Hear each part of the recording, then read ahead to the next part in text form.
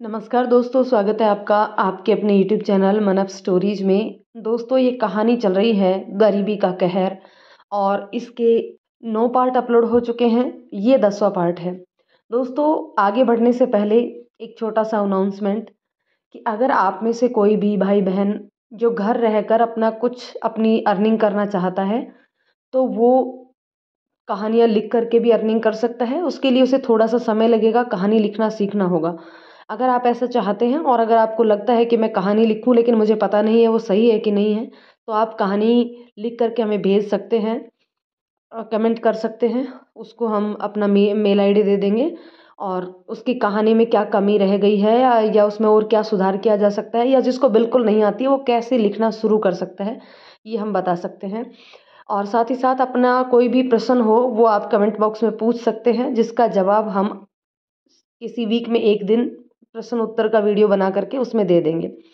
तो चलिए दोस्तों, कहानी के इस 10वें पार्ट को शुरू करते हैं। नवरात्रि के दिन थे। हवेली में माँ दुर्गा की पूजा रखी हुई थी। उसी दौरान मुझे पता चला कि मैं पेट से हूँ। राज सिंह बाबू उन दिनों शहर गए हुए थे और काफ़ी दिनों के बाद वापस लौटे थे। जैसे ही वो हवेली लौटे, मैंने उन्हें बताया कि मैं पेट से हूँ। तो मेरी बात सुनकर वो कहने लगे, घबराने की कोई बात नहीं है। शहर में एक डॉक्टर हैं जो ऐसी दवाई देंगी जिससे इस बच्चे से छुटकारा मिल जाएगा। मैंने उनसे बहुत मिन्नतें की, पर मेरी एक न चली। मदन को शहर भेजकर दवाई मंगवा ली और मुझे ज़बरदस्ती खिला दी। धन्नो, दवाई खाने के बाद मैंने जो पीड़ा महसूस की, मैं उसे बता नहीं सकती। कहते हुए बसंती का गला रूंध गया। धन्नो ने पास के मेज पर रखे पानी के गिलास को उठाकर उसे पीने को दिया। एक ही सांस में उसने पूरा गिलास खाली कर दिया। फिर क्या हुआ? धन्नो ने उससे पूछा। इसी बीच बड़े मालिक ने राज सिंह का रिश्ता तुम्हारे साथ पक्का कर दिया। उस दिन मैं बहुत रोई थी। मुझे लगा तुम मेरी सोत बनकर हवेली में आ रही हो। ना चाहते भी मैं तुमसे ईर्ष्या करने लगी और जानबूझकर राज सिंह बाबू के इर्द गिर्द घूमती रहती कि शायद यह सब देखकर तुम शादी से इनकार कर दो। पर ऐसा कुछ नहीं हुआ। तुम उसकी पत्नी बन गई और मैं कुछ नहीं। तुमसे शादी के बाद भी राज सिंह बाबू ने मुझसे रिश्ता नहीं तोड़ा। उन दिनों जब तुम पापड़ उठाने के लिए छत पर आई थी, मुझे और राज सिंह बाबू को साथ देखकर भी तुमने मुझे कुछ नहीं कहा। मुझे लगा तुम जाकर मालकिन को सब कुछ बता दोगी, पर तुमने ऐसा कुछ भी नहीं किया और मेरा हौसला बढ़ता गया। जब भी उन्हें मौका मिलता मुझे छत पर बुला लेती और मैं खुशी खुशी वहाँ भागी चली जाती और सोचती, देख धन्नो, राज सिंह बाबू अभी भी मेरे ही हैं। पर मैं गलत थी धन्नो। मुझे वो अधिकार कभी नहीं मिलने थे जो तुमने उनकी पत्नी बनकर हासिल किए थे। उस दिन जब वो छत से गिरे तो मुझे लगा कि शायद उन्हें उनके कुकर्मों की सजा मिली। उस राज सिंह ने न जाने कितनी बार उस छत पर मेरी इज्जत को रौंदा था। कहकर बसंती चुप हो गई। उसकी आंखों में पछतावे के आंसू थे। बसंती की बात सुनकर धन्नो स्तब्ध रह गई और उसके प्रति नफरत की भावना सहानुभूति में तब्दील हो गई। धन्नो ने उसे अपने गले लगा लिया। एक दूसरे के प्रति जो मन में मैल था वो आंसुओं के रास्ते बह गया। बसंती, मैं नहीं जानती कि मेरा दुख बड़ा है या तुम्हारा, पर एक बात तो सच है, अन्याय तो हम दोनों के साथ हुआ है। कहकर धन्नो चुप हो गई। धन्नो के कमरे के बाहर रत्ना खड़ी सब कुछ सुन रही थी। बसंती की एक एक बात उसके कलेजे को चीर रही थी। हवेली में उसकी बेटी के साथ दुष्कर्म होता रहा और उसे कानों कान खबर नहीं हुई। कैसी माँ है वो जो बेटी के साथ इतना सब कुछ होने के बाद भी नहीं जान पाई। काश बसंती ने उसी दिन उसे सब कुछ बता दिया होता तो इतने सालों तक राज सिंह बाबू के हाथों खिलौना ना बनती। मन ही मन कुछ विचार कर वो कमरे के अंदर चली गई। बसंती माँ को अचानक से सामने देखकर चौंक गई। रत्ना उसके पास गई और उसे गले से लगा लिया। इतना सब कुछ हमारे वास्ते सहती आई, क्यों नहीं हमें पहले बताया कि हवेली में तेरे साथ गलत काम हो रहा है। अम्मा, हम सब सुन लिए हैं बिटिया, काहे इतना जुल्म सहती रही। अम्मा, वो तुमको छत से फेंकने की धमकी दे रहे थे। सुबकते हुए वो कहने लगी, जब रक्षक ही भक्षक बन जाए तो बेजुबान किसके पास अपनी फरियाद लेकर जाए। अब तो उसे भी अपने किए की सजा मिल चुकी है। जो हुआ उसे कोई बदल नहीं सकता। सालों इस हवेली की सेवा की है, बस अब और नहीं। अब हम यहाँ नहीं रहेंगे। आज के आज अपने गांव लौट जाएंगे। धन्नो बिटिया, राज सिंह बाबू के संग मिलकर बुरा तो इस छोरी ने तुम्हारे संग बहुत किया है। कम अकल समझकर इसे माफ कर देना। काकी, बसंती के साथ जो हुआ उसे बदला तो नहीं जा सकता। राज सिंह बाबू तो रहे नहीं, अब कहीं हवेली छोड़कर जाने का सोच रही हो? नहीं बिटिया, अब इस हवेली में ना रह पाएंगे, कहकर रत्ना बसंती का हाथ पकड़कर कमरे से बाहर जाने लगी। काकी, बाबूजी ने आपके बारे में पूछा तो हम क्या कहेंगे? मालिक पूछे तो कह देना उनकी अम्मा की तबीयत ठीक नहीं है, इसलिए गांव चले गए, कहकर रत्ना बसंती का हाथ पकड़कर धन्नो के कमरे से बाहर निकल आई। उधर शकुंतला की हालत दिन प्रतिदिन खराब होती जा रही थी। शहर से कितने ही डॉक्टर आकर उसका इलाज कर चुके थे, पर कोई भी दवा असर नहीं कर रही थी। भूप सिंह का ध्यान धीरे धीरे शकुंतला की तरफ से पूरी तरह से हट चुका था। उन्हें बस चिंता थी तो ये इस बात की कि इतनी बड़ी जमींदारी का वारिस कौन बनेगा। यह बात उन्हें घुन की तरह खाई जा रही थी। उधर गहना को हवेली में धन्नो के साथ रहते हुए 2 साल हो चुके थे। कभी कभार अपने घर चक्कर लगा लेती थी, पर ज़्यादातर उसका समय धन्नो के साथ ही गुजरता था। उस दिन भूप सिंह अचानक से पंचायत घर से जल्दी ही लौट आए थे। उनकी तबीयत ठीक नहीं थी। आते ही सीधे अपने कमरे में चले गए। मदन उनके पास खड़ा था। मालिक, आप कहें तो डिस्पेंसरी से डॉक्टर साहब को लेवा लाऊं? नहीं, उसकी ज़रूरत नहीं है, पेट में हल्का सा दर्द है। रत्ना से कह दोपहर के भोजन में मेरे लिए खिचड़ी बना देगी। ठीक है मालिक, मैं उसे अभी बोल देता हूँ, कहकर मदन वहाँ से चला गया। रसोई घर में रत्ना की जगह गहना को देखकर उससे रत्ना के बारे में पूछने लगा। रत्ना कहाँ है और तुम यहाँ क्या कर रही हो? रत्ना बसंती को लेकर अपने गांव गई है, 2-4 दिन के बाद वो लौट आएगी। बिना मालिक से पूछे किसकी इजाज़त लेकर गई है वो हवेली से बाहर? अब उसके पीछे रसोई घर के काम कौन संभालेगा? मदन ने गुस्से में उससे कहा। इतना गुस्सा काहे हो रहे हो? हम और धन्नो है ना, सब देख लेंगे। तुम्हारे पेट में इतने मरोड़ क्यों उठ रहे हैं? कुछ चाहिए तो हमको बोल देना, बना देंगे। मालिक के पेट में दर्द है, कह रहे थे दोपहर के खाने में सिर्फ खिचड़ी ही खाएंगे। अब उनके लिए खिचड़ी कौन बनाएगा? बस इतनी सी बात है, तो पहले क्यों नहीं बताया? हम अभी उनके लिए खिचड़ी बना देते हैं। और कुछ चाहिए तो वो भी बता दो। नहीं, बस अभी तो यही कहा है। तुम खिचड़ी बनाकर तैयार रखो, हमें आवाज़ लगा देना, हम मालिक को खिला देंगे, कहकर वो रसोई घर से बाहर निकल गया। गहना ने उसी समय दाल चावल निकालकर खिचड़ी बनने को रख दी। जैसे ही खिचड़ी पककर तैयार हुई, हींग व जीरे का छोंक लगा दिया और मदन को बुलाने के लिए चली गई। हवेली में इधर उधर देखते हुए उसे मदन कहीं नजर नहीं आया, तो खुद ही थाली में खिचड़ी डालकर भूप सिंह को देने के लिए चली गई। उनके कमरे का दरवाज़ा खुला हुआ था। दरवाजे पर हाथ से खटखटाया। कौन है? हम हैं गहना। क्या काम है? वो आपके लिए खिचड़ी बनाई थी, वही देने आए हैं। आओ, अंदर आ जाओ। गहना ने हाथ में पकड़ी थाली मेज पर रख दी और भूप सिंह की तरफ देखकर पूछने लगी। और कुछ चाहिए तो बता दे, वो भी बना देंगे। मदन कहाँ है? और खिचड़ी तुमने क्यों बनाई है? रत्ना कहाँ है? मदन का तो हमको पता नहीं, हमको खिचड़ी बनाने का बोलकर गायब हो गया है। और रत्ना बसंती को लेकर गांव गई है। उसकी माई की तबीयत ठीक नहीं है। माई की तबीयत ठीक नहीं है और यहाँ चूल्हा चौकी कौन संभालेगा? उसका दिमाग ठिकाने लगाने की ज़रूरत है। बिना इजाज़त के कैसे उसने हवेली से बाहर पैर निकाला? गुस्से में भूप सिंह खुद से बातें करने लगे। धन्नो से पूछ कर गए हैं और रसोई के कामकाज की चिंता आप काहे कर रहे हैं? हम और धन्नो मिलकर संभाल लेंगे, कहकर गहना वहाँ से जाने लगी। ए लड़की, रुको जरा, कहकर भूप सिंह ने उसे अपने पास बुलाया और उसे ध्यान से देखने लगे। पिछले 2 सालों में कितना कुछ बदल गया था, इस बात का उन्हें पता ही नहीं चला। कुछ चाहिए क्या? गहना ने भी रूखेपन से उनसे पूछा। हाँ, जरा गिलास में पानी भरकर पकड़ा दो। पलंग पर बैठे हुए उन्होंने कहा। मेज से शीशे का जग उठाकर गिलास में पानी उड़ेलकर उन्हें पकड़ा दिया। गिलास पकड़ाते हुए गहना का हाथ उनके हाथ से छू गया। अनायास ही उनके देह में एक सिहरन सी दौड़ गई। गहना गिलास पकड़ाकर पीछे हट गई। और कुछ चाहिए तो बताइए।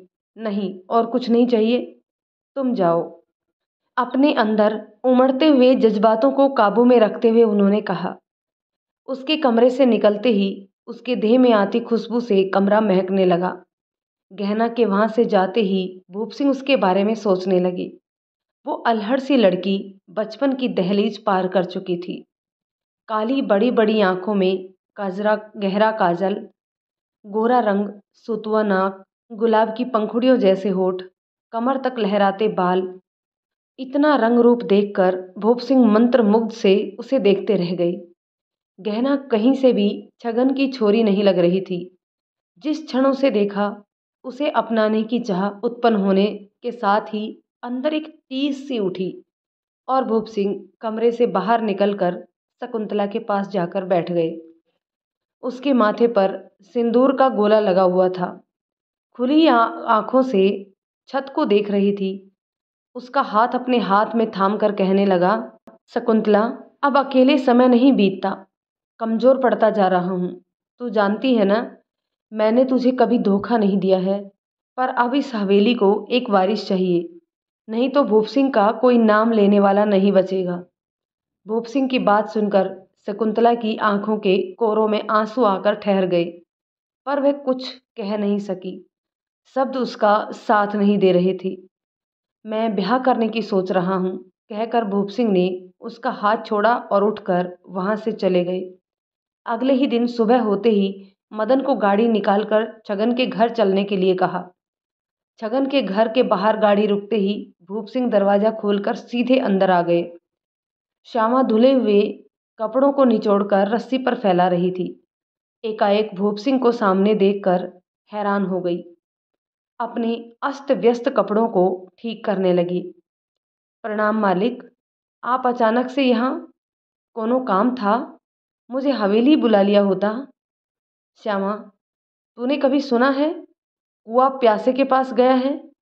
जिसको प्यास बुझानी होती है वही कुएं के पास जाता है। आज मेरी जरूरत फिर मुझे तेरे दरवाजे तक ले आई। बस मुझे तू खाली हाथ नहीं लौटाना। श्यामा हैरानी से उसके चेहरे की तरफ गौर से देखते हुए सोचने लगी, आज कौन सी जरूरत उन्हें मेरे दरवाजे पर ले आई? क्या हुआ श्यामा, आज बैठने के लिए नहीं कहेगी? कहते हुए वो उसके चेहरे की तरफ देखने लगी। बैठिए मालिक, कहकर वो एक तरफ खड़ी हो गई।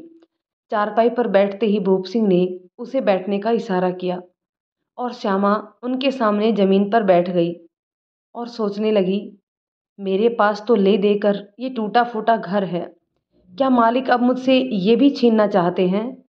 श्यामा के चेहरे पर एक रंग आ रहा था और एक रंग जा रहा था। अगर मालिक ने उनकी छत भी छीन ली तो वो लोग तो बेघर हो जाएंगे। चुपचाप जमीन पर बैठी उनके बोलने का इंतजार करने लगी। भूप सिंह कुछ देर तक चुपचाप बैठे हुए इधर उधर देखने लगे। छगन का घर पहले से भी खस्ता हालत में था। श्यामा के शरीर पर पतली सी सूती साड़ी थी जिसे उसने अपने इर्द गिर्द लपेटा हुआ था। श्यामा, तू जानती है मुझे सीधी बात करने की आदत है। हवेली में जो भी हुआ तो उससे छुपा नहीं है। राज सिंह इकलौती औलाद था। मेरा जो कुछ भी है उसकी औलाद का होना था। बड़ी अभागिन निकली धन्नो। उसके पैर पड़ते ही देख मेरा हंसता खेलता घर बर्बाद हो गया। लोगों ने मुझे बहुत कहा, निकाल बाहर करो इस कुलक्षणी को। मैंने किसी की एक ना सुनी। बेटे की विधवा को कैसे घर से निकाल दूं? उसका दुर्भाग्य है कि वो विधवा जैसा जीवन व्यतीत कर रही है। काश उसने मुझे मेरा वारिस दे दिया होता तो आज मुझे ये दिन नहीं देखना पड़ता। मालिक, मेरी बेटी ने तो अभी सुख की सांस भी ना ली थी और कहर टूट पड़ा। श्यामा, शकुंतला की हालत तो तुझसे छुपी नहीं है, जिंदा लाश बनकर पड़ी है। इतनी बड़ी जायदाद को मेरे बाद कौन संभालेगा? तू तो जानती है, बिरादरी के लोग तो इसी ताक में बैठे हैं कि कब मैं आँख मूंद लूं और कब जमीन जायदाद पर अपना कब्जा जमा ले। बेचारी धन्नो भी उनका कब तक मुकाबला करेगी। साथ ही साथ मैं यह भी जानता हूँ कि तू भी विधवा बेटी का बोझ नहीं उठा सकती। जहाँ दो लोगों के खाने के लाले हों, वहाँ तीसरा हिस्सेदार बनकर आ जाए तो क्या होगा? मालिक, आपकी बड़ी कृपा है हम पर। राज सिंह के जाने के बाद धन्नो को हवेली में किसी चीज की कमी नहीं है। देखा जाए तो पूरी हवेली की मालकिन बनकर सारे कामकाज संभाल रही है। श्यामा उनकी बातें सुनती जा रही थी। उसे समझ नहीं आ रहा था कि मालिक इतनी लंबी चौड़ी भूमिका किस लिए बांध रहे हैं। जो कहना है सीधे सीधे भी तो कह सकते हैं। मालिक, मैं अभी भी नहीं समझ पाई हूं कि आप मुझसे क्या चाहते हैं। आपके लिए चाय बनाकर लाती हूँ। कहते हुए वो जमीन से उठकर खड़ी हो गई। श्यामा जैसे ही चाय बनाने के लिए उठी, भूप सिंह भी चारपाई से उठकर खड़ा हो गया और उसने आगे बढ़कर श्यामा का हाथ थाम लिया। मेरा हाथ छोड़िए मालिक, आप ये क्या कर रहे हैं? कहकर भूप सिंह का हाथ झटक कर वो पीछे हो गई। श्यामा, तू मुझे गलत समझ रही है। मालिक, आपने जो कहना है सीधे सीधे कहें। मालिक, मैं छगन की विधवा हूँ। नहीं नहीं, तू मुझे गलत समझ रही है श्यामा। मैं गहना से शादी करना चाहता हूँ। गहना का नाम सुनते ही श्यामा का गुस्सा सातवें आसमान पर पहुंच गया। गहना? मालिक, आप होश में तो हैं? वो तो आपकी बेटी की उम्र की है। नहीं नहीं, आपने ये सोच भी कैसे लिया? मैं आज ही गहना को हवेली से वापस ले आऊंगी। मैं तो धन्नो के रिश्ते के लिए भी तैयार नहीं थी। वो तो छगन ने मुझे मजबूर कर दिया था। देख श्यामा, जो भाग्य में लिखा है उसे कोई मिटा नहीं सकता। धन्नो के जीवन में पति का सुख नहीं लिखा था। हवेली में आज वो राज कर रही है, किसी चीज की उसे कोई कमी नहीं है। आप ये क्या कह रहे हैं मालिक? दो वक्त का अच्छा खाना और कपड़े लत्ते ही बस जीवन में चाहिए होते हैं? पत्नी को पति का सुख भी चाहिए, उससे उसको औलाद भी चाहिए होती है। अब मेरी धन्नो का जीवन तो रेगिस्तान के रेत की तरह हो गया है, जहाँ वो पानी की बूंद के लिए तरसती रहेगी। कौन इसके जीवन को सावन की बारिश की तरह भिगो कर जाएगा? नहीं नहीं मालिक, एक बेटी की बलि तो मैं दे चुकी हूँ, अब दूसरी को नर्क की अग्नि में नहीं झोंक सकती। श्यामा, जिसे तू नर्क की अग्नि कह रही है, उसके ऐशो आराम की कल्पना तू नहीं कर सकती। तू सोच कर देख, गहना मुझे औलाद का सुख देती है तो इतनी बड़ी जमीन जायदाद का मालिक कौन होगा? तेरी बेटी ही ना। तेरी दोनों बेटियां हवेली में राज करेंगी। और जहां तक तेरी बात है, तुझे इतना पैसा दूंगा कि तू गिनती करना भूल जाएगी। कहकर भूप सिंह चुप हो गया। श्यामा के मन में क्या चल रहा है उसका अंदाजा लगाने लगा। श्यामा ने जब अपनी चुप्पी नहीं तोड़ी तो भूप सिंह ने अपना आखिरी दांव फेंका। देख श्यामा, तू अपने घर की हालत देख। एक बार तो इस रिश्ते के लिए हाँ कह दे तो इस टूटे फूटे घर की जगह पक्का मकान खड़ा करवा दूंगा। गांव का तालाब, तू जानती है कितना पैसा वहां से आता है, तेरे नाम कर दूंगा। कहकर वो चुप हो गया। श्यामा को यकीन नहीं आ रहा था कि जो भूप सिंह कह रहे हैं वो उसे देंगे। उसे समझ में तो आ रहा था कि भूप सिंह गहना से शादी करने के लिए किसी भी हद तक जा सकते हैं। एक तरफ गहना थी और दूसरी तरफ अच्छी जिंदगी गुजारने की चाह। क्या हुआ श्यामा, तू अभी भी सोच में डूबी हुई है? तू एक बार हाँ तो कह, गहना के साथ तुझे भी सोने से तोल दूंगा। मुझे पता है श्यामा, जब तुझे शकुंतला अपने कामों के लिए हवेली में बुलाती थी तो तू चोरी छुपे उसकी अलमारी खोलकर उसके कपड़ों को देखा करती थी। छगन से ब्याह करके तुझे क्या मिला है? दो वक्त की रोटी तो तेरे नसीब में नहीं हुई। मैं तेरी सारी जरूरतों को पूरा करूंगा। कहते हुए वो उसके नजदीक आकर खड़े हो गई, उसकी आंखों में देखने लगी। श्यामा, एक बार बस हाँ कह दे। कहते हुए भूप सिंह ने उसका हाथ पकड़ा और उसे अपने साथ चारपाई पर बिठा लिया। श्यामा अपना हाथ उनसे छुड़ा नहीं सकी। मैं जानता हूँ छगन के जाने के बाद तू अकेली हो गई है। अभी तेरी उम्र ही क्या है? तेरा भी मन करता होगा कि कोई तेरा ध्यान रखे, तू अपना सुख दुख किसी के साथ बांट सके। मुझ पर भरोसा रख, मैं हर सुख दुख में तेरे साथ खड़ा रहूँगा। मुझ पर यकीन करके तो देख। अगर तुझे लगता है कि ये काफ़ी नहीं है तो 5 एकड़ की ज़मीन भी मैं तेरे नाम कर दूंगा। अब तो हाँ कह दे। छगन के जाने के बाद श्यामा बिल्कुल अकेली हो गई थी। आज जब भूप सिंह ने उसका हाथ पकड़ा तो उसके हाथ की तपीस से वो अंदर ही अंदर पिघलती जा रही थी। जिस जिंदगी की वो चाह बचपन से करती आ रही थी, भूप सिंह उसे उसके सपने दिखा रहा था। मालिक, कहते हुए श्यामा रोने लगी। भूप सिंह के प्रलोभन से उसके अंदर दबी हुई अनाम इच्छाएं आंच देने लगी। उसने कोई प्रतिरोध नहीं किया, वह निर्विरोध उसमें धंसती चली गई। अरे, रो क्यों रही है? अब तो तेरे दिन बदलने वाले हैं। अपनी बेटियों के साथ तू भी राज करेगी। कहते हुए उन्होंने उसकी हथेली को अपने हाथों से दबा दिया। छगन की मौत के बाद भूप सिंह के गर्म हाथों के स्पर्श ने उसे एहसास दिलाया कि उसके अंदर कितनी इच्छाएं हैं, कितने सपने और अभिलाषाएं हैं जो कितनी ही परतों के नीचे दबी हुई हैं। और आज जब उन्हें पूरा करने का मौका उसके हाथ में आ रहा है तो वो उसे गंवाना नहीं चाहती। कुछ सोचते हुए उसने धीरे से कहा, आप ठीक कह रहे हैं मालिक, पर पहले मुझे गहना और धनों से इस बारे में बात करनी होगी। हाँ ठीक है, मैं कल ही दोनों को तेरे पास भेजता हूँ। कहकर वो उठकर खड़े हो गए और मुस्कुराते हुए श्यामा के घर से तेजी से बाहर निकल गए। भूप सिंह के जाते ही श्यामा सोच में पड़ गई। उसके भीतर एक अंतर्द्वंद चल रहा था।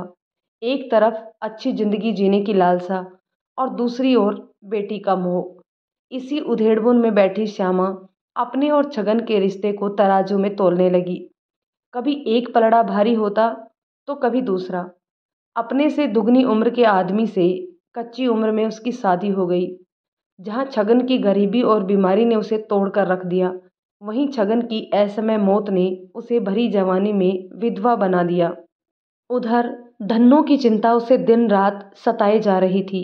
उसे वो दिन भुलाए नहीं भूल रहा था जब वो पप्पू के बापू से धन्नो और पप्पू के ब्याह की बात करने गई थी। इससे पहले महावीर कुछ कहता, चमेली ने पलटकर उसे वहीं चुप करा दिया। श्यामा, अपने कुंवारे बेटे की शादी किसी रांड से हरगिज नहीं करूंगी। अरे, जिसने तुम लोगों का भला किया, तेरी बेटी तो उसी के घर को खा गई। अगर आदमी का सुख उसके जीवन में होता तो राज सिंह की यूं मौत नहीं होती। पप्पू ने बीच में आकर अपनी माँ को चुप करवाने की बहुत कोशिश की, पर चमेली ने धन्नो को कुलक्षणी, अभागिन, अपशुगनी और न जाने क्या क्या कहकर उसका अपमान किया। उसके कहे हुए शब्द आज भी श्यामा के कानों में गूंज रहे थे। अपनी माई के बिगड़े मिजाज को देखकर पप्पू ने श्यामा को अपने घर में चले जाने के लिए कहा। अपनी पत्नी के तेवर देखकर महावीर ने श्यामा से सभी नाते रिश्ते तोड़ लिए और श्यामा ने उसके खेतों से सब्जी लेकर हाट पर बेचना बंद कर दिया। चमेली ने आनन फानन में अपने रिश्तेदारी में एक लड़की देखकर पप्पू का ब्याह कर दिया और श्यामा की रही सही उम्मीद भी खत्म हो गई। पप्पू के ब्याह की बात उसने धनों और गहना दोनों से छुपा ली थी। दोस्तों, कहानी के इस पार्ट को यहीं रोकते हैं। मिलते हैं कहानी के एक और पार्ट में। तब तक ये कहानी आपको कैसी लग रही है कमेंट करके ज़रूर बताइएगा। यदि कहानी पसंद आती है तो इसे लाइक शेयर कर दीजिए और यदि चैनल पर नए हैं या पहली बार आए हैं तो प्लीज़ चैनल को सब्सक्राइब ज़रूर कर दीजिए। तो चलिए दोस्तों, मिलते हैं कहानी के नेक्स्ट पार्ट में। तब तक के लिए शुक्रिया।